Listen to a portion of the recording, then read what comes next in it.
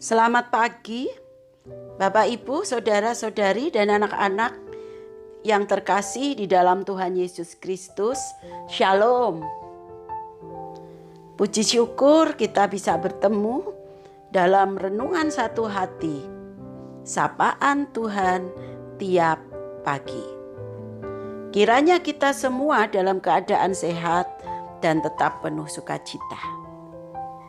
Bacaan kita pagi ini terambil dari kitab Kisah Para Rasul 16 ayat 4-10 yang dengan penekanan pada ayat ke-6 akan dibacakan oleh adik Lensi, salah satu murid sekolah minggu GKJ Condong Catur.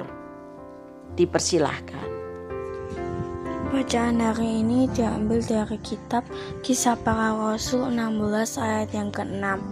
Mereka melintasi tanah Frigia dan tanah Galatia karena Roh Kudus mencegah mereka untuk memberitakan Injil di Asia. Terima kasih kepada adik Lensi.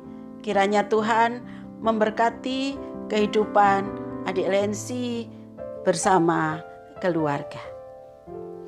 Bapak, Ibu, dan saudara-saudara yang kekasih Tuhan, tema renungan kita pagi ini yaitu tidak adalah jalan lain.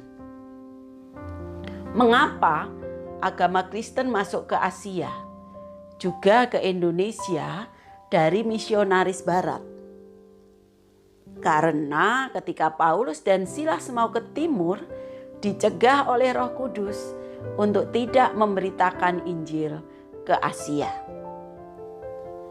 Bila Injil ke Asia, maka akan bertemu dengan budaya timur yang sudah tumbuh subur.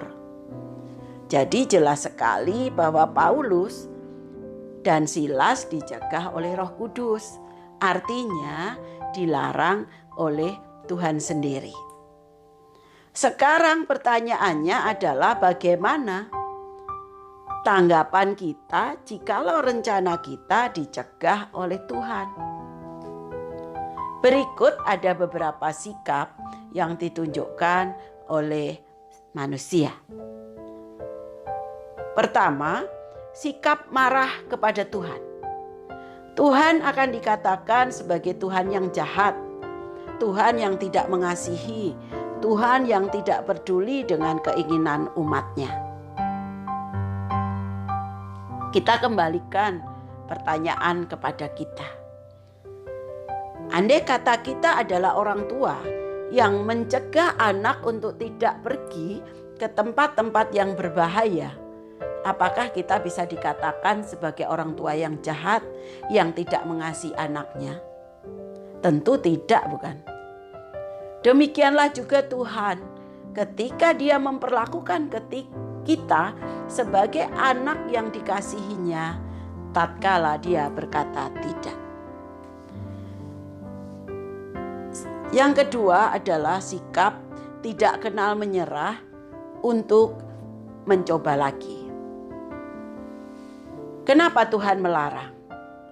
Mungkinkah ada yang belum berkenan di hadapannya? Kemudian segera mengevaluasi diri. Apakah masih ada yang harus dibenahi agar rencana itu dikabulkan Tuhan? Kemudian coba lagi. Mungkin untuk kali kedua setelah diperbaiki permohonan itu, maka Tuhan berkenan. Sikap ketiga, berserah dan percaya. Berserah bahwa Tuhan pasti mempunyai rencana yang indah dan Dia lebih tahu daripada kita sendiri. Seperti orang tua tahu tempat-tempat yang berbahaya bagi anaknya, maka anak itu dilarang ke sana. Percaya bahwa Tuhan tidak pernah mengecewakan anak-anaknya, yang terbaik pasti akan diberikan. Asalkan kita sabar menunggu waktu yang telah ditentukannya. Dari tiga sikap tersebut, kita bisa belajar untuk memilih yang terbaik bagi kita. saat rencana kita dicegah oleh Tuhan. Namun ada beberapa hal yang bisa kita pertimbangkan atau perlu kita pertimbangkan sebagai anak Tuhan dalam menentukan sikap. Jawaban Tuhan atas permohonan kita bisa jadi iya, bisa juga tidak, atau tunggu dulu. Untuk mengerti dan bisa menerima jawaban Tuhan itu, maka kita harus benar-benar mempercayai beberapa hal berikut ini. Pertama, percaya bahwa Tuhan pasti tahu yang terbaik untuk kita, melebihi diri kita sendiri. Dua, percaya bahwa Tuhan mengasihi kita, umat ciptaannya, sebagai anak-anaknya. Tiga, Tuhan tahu waktu yang tepat untuk mengabulkan rencana kita. Yang keempat, percaya bahwa Tuhan punya rencana yang terbaik bagi kita.